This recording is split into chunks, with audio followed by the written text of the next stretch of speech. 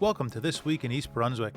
Today we celebrate President's Day as the East Brunswick Historical Society welcomes an Abraham Lincoln impersonator to the Community Arts Center for a program about the president's life. In honor of Black History Month, a program about the Harlem Hellfighters, an all-black regiment in World War I, was held at East Brunswick Public Library. The East Brunswick High School girls varsity basketball team held senior night before a home game as the senior player and manager were recognized in an on-court ceremony. All this, plus we have information about an upcoming doctor's talk sponsored by the library's Just for the Health of It, and the annual Evening of Gospel Choirs at Rutgers University. So stay with us. This Week in East Brunswick starts now.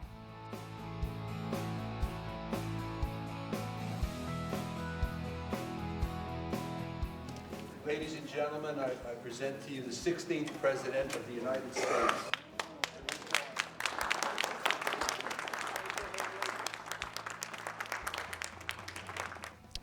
Well, good afternoon, everyone. My name is Abraham Lincoln. I'm here in East Brunswick today to speak to good folks of the East Brunswick Historical Society about the life and times that I was exposed to. But I also had a life before that. And I'd like to let people know about what it took for an individual to come from poverty and the frontier of Indiana and Illinois to rise with no education to the highest office in the land. The successes and the failures that made me what I am today. I hope that all of you will enjoy the presentation that's going to be here today. And I encourage you to go out and read a little bit about the times that I lived in, the people that I shared those times with, and there are a few books about me. If you stop at the Lincoln Library in Springfield, Illinois, you'll find some 12,000 publications all about me. One of the things that if you do engage in any reading, you'll find I'm an individual with determination, drive, and ambition. When I do my presentation for schools, I like to point out to youngsters to have a dream, to follow whatever measures it takes to achieve that dream. I try to describe to them the efforts that I have every day. Today is going to be a better day than yesterday, and tomorrow will be a better day than today. I tell them, you may see me walk a little slow, I may be a little bent over, but if you notice, I always walk forward, never step back. I think these are the secrets to the successes that I had. 77 years ago, our fathers brought forth on this continent a new nation, conceived in liberty and dedicated to the proposition that all men are created equal. Now we are engaged in a great civil war, testing whether that nation or any nation so conceived and so dedicated can long endure. We are met on a great battlefield of that war. We have come to dedicate a portion of that field for those who here gave their lives that that nation might live. It is altogether fitting and proper that we do so. But in a larger sense, we cannot dedicate, we cannot consecrate, we cannot hallow this ground. The brave men, living and dead, who struggled here have consecrated it far above our poor power to add or detract. The world will little note nor long remember what we say here. But it must never forget what they did here. It is for us, the living, rather, to be dedicated to the unfinished work which they who fought here have thus far so nobly advanced. It is for us to be dedicated to the great task remaining before us, that from these honored dead, we take increased devotion to that cause for which they gave the last full measure of devotion, that we here highly resolve that those dead shall not have died in vain, that this nation, under God, shall have a new birth of freedom, and that government of the people, by the people, for the people shall not perish from the earth.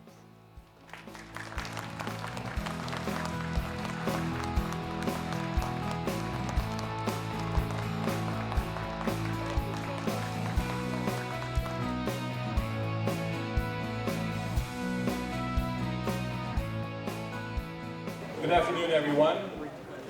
My name is Rich Walling. I'm the director of the Old Bridge Village Heritage Center, which, although it says Old Bridge in its title, is actually located in the Old Bridge Historic District of East Brunswick. But today we are here to encompass with other organizations the memory, the service, the sacrifice of our grandfather and great-grandfather's generation. Today at the East Brunswick Library, we are having a program about the New Jersey connection with the famous Harlem Hellfighters, an all-black regiment of World War I. Edgar Ahrens, who served in the Harlem Hellfighters. His dad was Jamaican-born. He was born just before the turn of the century.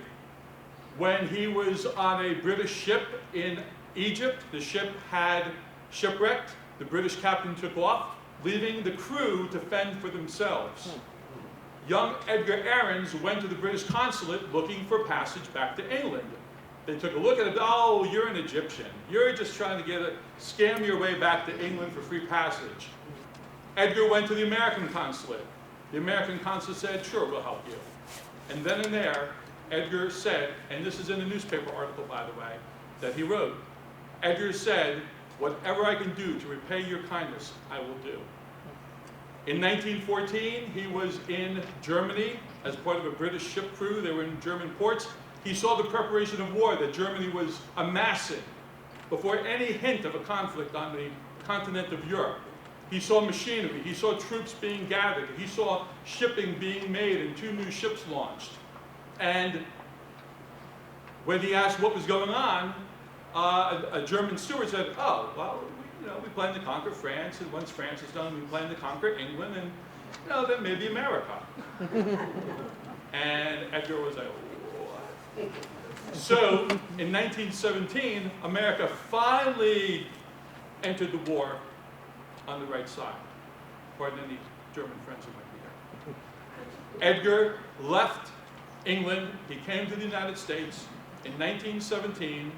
He made his way to New York City, and he enlisted in the 15th New York National Guard. It was the only regiment, black combat regiment, and we'll talk about that in a minute. It's the only regiment of African-American men that was trained for combat, besides a couple of other additional National Guard units scattered across the country. But at this time, I asked Len if he had had any of his dad's stuff. And Len said, not really. So, I went to the internet, and Len, I don't know if you're able to stand, or I'll just be right next to you. Len says he's in his 80s. I said he looks more like 60. But there's a Len Ahrens.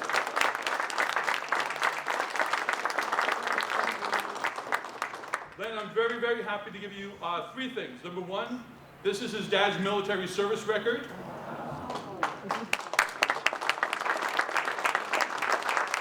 This is the, I'm sorry, but the image from the newspaper, this is like a 3rd or 4th generation image of the original photograph, so it's not a pristine photograph. But this is his dad's picture in his World War I kit, as the guys used to say. The Harlem Hellfighters began as a New York National Guard unit out of the city of New York, hence the nickname the Harlem Hellfighters. And right before war was declared, they became a federal unit, and they were recruited up to war strength. They went from 1,200 men to 1,300 to 2,000 men, and among the men who served were more than 200 New Jersey volunteers. And today we're honoring the memory of all the Jersey men who served in that regiment, many of whom lost their lives. Who were living in racially mixed neighborhoods. In 1917, 15-year-old Needham was working in a drugstore. With all the talk of war, he tried to enlist. Son, you're too young. Tried again. Son, you're too young. Finally, he was asked by his dad, son, can you take the money down to the town hall and pay our poll tax? So Needham took the poll tax money, went over to the railroad station, hopped the train to New York City, went up to Brooklyn, said I'm 19, and was enlisted in the 15th New York National Guard.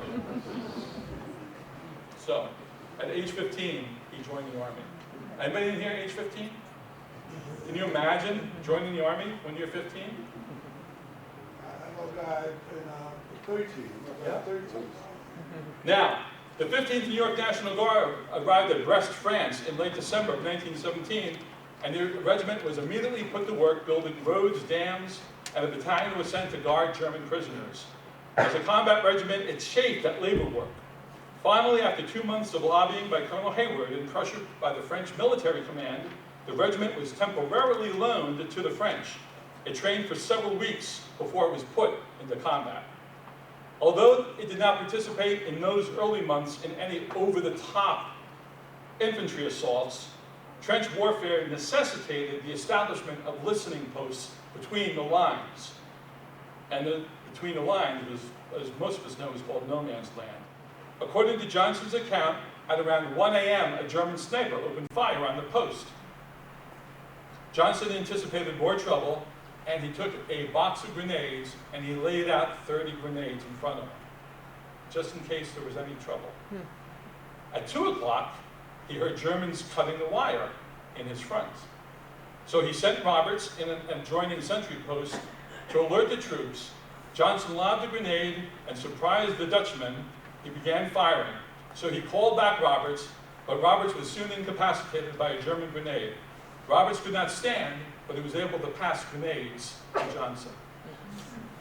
When the grenades were exhausted, Johnson grabbed his rifle, he inserted an American clip in his French rifle, and it jammed. He then banged on them on the dome and on the side and everywhere I could land until the butt of my rifle broke. Next, he resorted to his bolo knife. I slashed in a million directions, he said. Each slash meant something, believe me.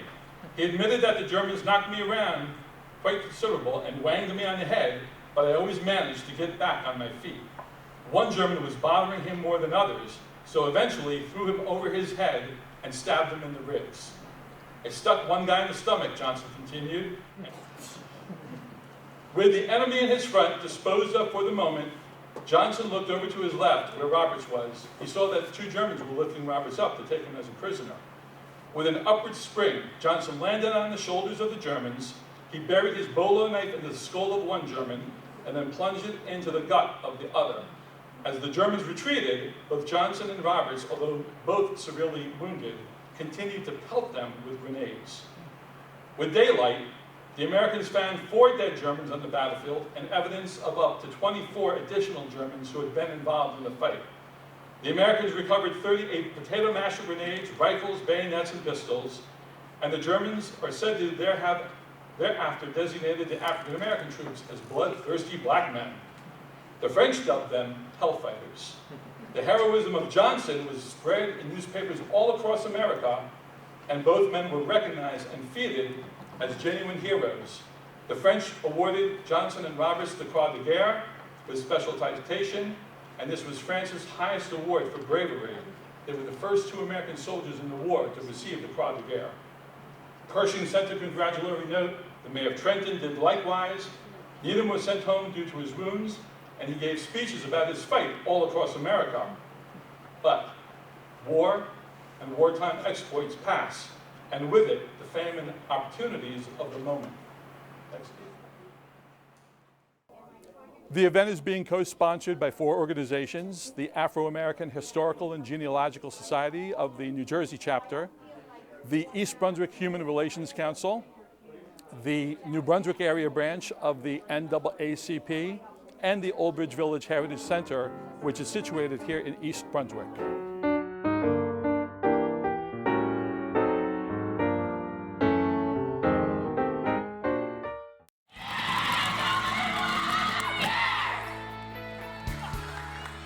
The East Brunswick Lady Bears basketball team recently held Senior Day before a home game against the Monroe Falcons.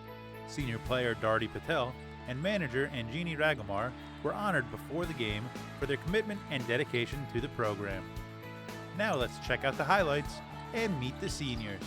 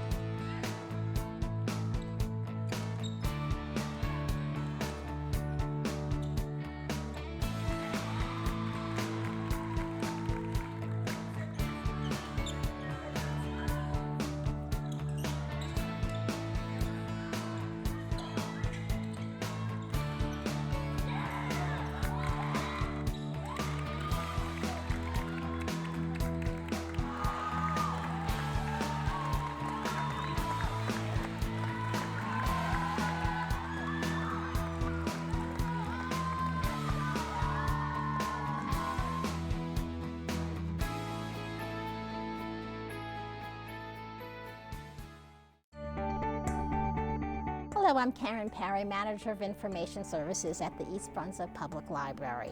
I'm here today to tell you about an exciting program that will be happening at the library on Tuesday, March 28th at 7 o'clock p.m. called What's New in Lung Cancer. This program is being brought to you by the library's Just for the Health of It initiative in partnership with the Regional Cancer Care Associates Central Jersey and the Cancer Support Community Central Jersey that provides free support to cancer patients and their families. I'm joined today by Dr. Bruno Fang. He's an oncologist here in town at Regional Cancer Care Associates, and he's here today to tell us all about what's new in lung cancer. Welcome, Dr. Fang. Thank you, Karen. Dr. Fang, cancer treatment is such a fascinating and fast-moving area for people. It's an area that has so much value to people to learn about who have family and friends going through lung cancer right now. So tell us a little bit about your program and what it will cover and why people that are going through cancer treatment would have interest in what's new in lung cancer. Sure. So lung cancer is still the biggest cause of death by cancer in the United States. It's the second most common cause of cancer in men and women after prostate cancer and breast cancer, respectively. So it obviously affects a huge amount of people, meaning patients, families, and friends. So I think this program will be of great interest for those whose lives have been touched by lung cancer and for those who are interested in the subject. As you mentioned, we've seen incredible progress over the last 5 to 10 years in the field of lung cancer treatment. And during the program, we'll be talking about advancements in surgery, radiation therapy, and medical treatment. As a medical oncologist, involved in the medical treatment of lung cancer. But we work closely with surgeons, radiation oncologists, and other experts in the field. So during the program, I'll be talking about risk factors for lung cancer. We'll be talking about lung cancer in non-smokers, which is of great interest today, but also be talking about the risk of lung cancer in family members of patients with lung cancer. I'm interested in all the new research that is happening right now and how this applies to the treatment of patients. So in addition to chemotherapy for patients with more advanced lung cancer, we have now immunotherapy and what we call targeted treatments or targeted therapies. So we'll be exploring that too. We'll be talking a little bit about prevention and also about screening for lung cancer. Over the last 10 years, studies have shown that with CAT scan, what we call low-dose CAT scan, 20% of death by lung cancer can be prevented when this test is run in the appropriate patient populations, which are patients at high risk for lung cancer. Oh, that sounds so interesting. This program sounds so informative for our residents. Thank you so much, Dr. Fang, for giving the library the opportunity to present this program and for infusing so much hope and excitement into the science of lung cancer. It's my pleasure. And thank you also for supporting the library's Just for the Health initiative, the library's Health Literacy initiative, to help keep our residents healthy and informed so that they can lead their best possible lives. Of course. Thank you.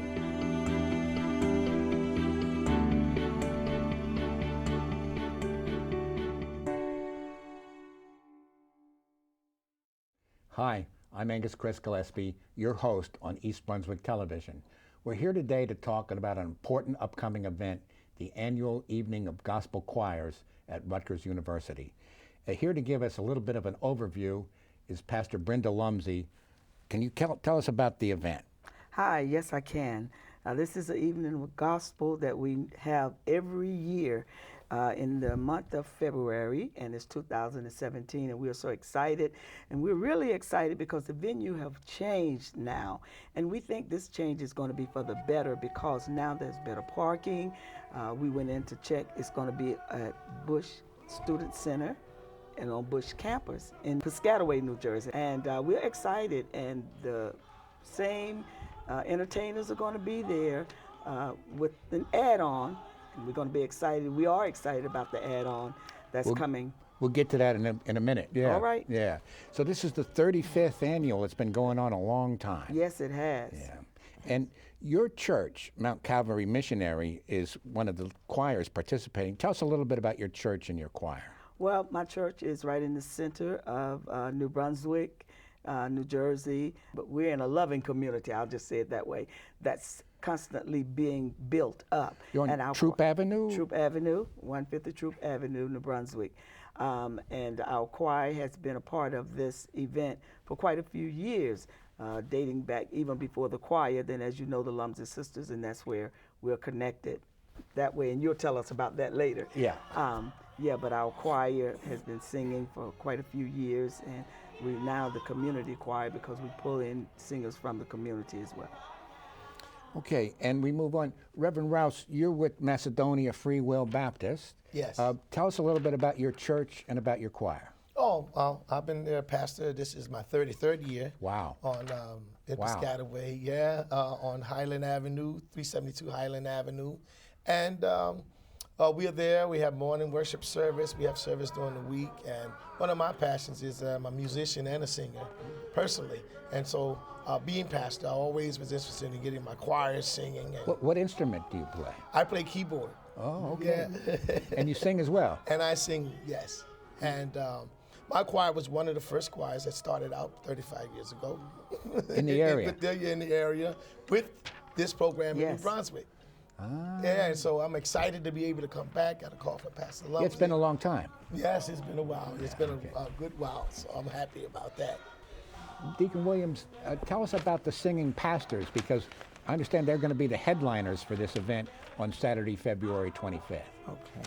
The singing pastors got started in 1994, and they came together with 4 ministers, and they began to sing and go around. And in 2002, I was asked to join. One of the ministers had gotten sick, and I was asked to join in with the singing pastors, and we've been going. Even though you're only a deacon, you got. Yes, sir. So it's been going for more than 20 years at this point. Yes, sir. And what's your role with the group? My role with the group is I am a leader, and I sing baritone in the background. Does the group sing a cappella, or do you? No, we have it's a quartet, and we have a band with us as well. Okay. Well, tell us about the band. Okay, we have it's 4 instruments. We have a lead guitar, a bass guitar, a keyboard player, and a drummer. Wow. And I understand, like, some churches don't approve of drums. What about Lincoln Gardens? Lincoln Gardens has drums, yes. Yeah. Yes. Yeah. What about Macedonia? We have drums. Always Okay. have had drums. So you're not that conservative. No. Pastor Brenda, what about your church? Oh, definitely so. Okay. Yes, So you all are kind of progressive gospel singers, more modern gospel. Yes. And we not tell- old-timey necessarily. Absolutely. So we tell the ones who ears are sensitive, they sit farther in the back. Yeah. Yeah, because I know back in the day when drums were disapproved of, in effect, the congregation could get away with foot stomping, which is pretty much the same effect, particularly on those old wooden churches. It doesn't work today. It doesn't work today because the buildings have a slab floor. That's right. No, Yeah, that's that's no true. good. That's no good. No good. Well, I read the brochure. I understand, Pastor Brenda, that this is in honoring of Arthur Thigpen. Can you tell us a little bit about Arthur Thigpen's connection to this event? Well, Arthur Thigpen started, I believe when the event first started, he worked along with you, Dr. Gillespie, and because he always managed the Lumsey Sisters, he brought us into this event, and we've been there since. Arthur Thigpen passed away, but God has blessed his legacy to live on, and the work that he's done in the community, in the state of New Jersey, and all over the world, traveling with the Lumsey Sisters. So his name will never, ever die. And so we just wanted his family to know that we appreciated him. We appreciate the work that he have done in this community and even throughout the world. Yeah, he was originally from Rose Hill, Mississippi. Rose Hill, Mississippi. He graduated from school there. Yes. Then he moved up north. Yes. He made a new life for himself in New Brunswick. He worked for 40 years as a machinist at Johnson Yes. & Johnson. Johnson & Johnson, that's right. But he always gave back to the community. Yes, he did. I think he's involved with Friendship Baptist in New Brunswick. As a matter of fact, he was the head deacon at Friendship Methodist Church. Yes. Oh, okay. And then after he retired, he returned to Mississippi. He returned to his home, and I visited him several times there. As a matter of fact, last year, I went down and visited with him. It's a beautiful, beautiful place there where he grew up. He went back and put money back into his poor community and helped build it up. Well, I want to thank you guys for coming out and telling us about this event. It's Saturday, February 25th, 7 p.m. 7 p.m. at the Bush Student Center on the Bush campus of Rutgers University in Piscataway, New Jersey.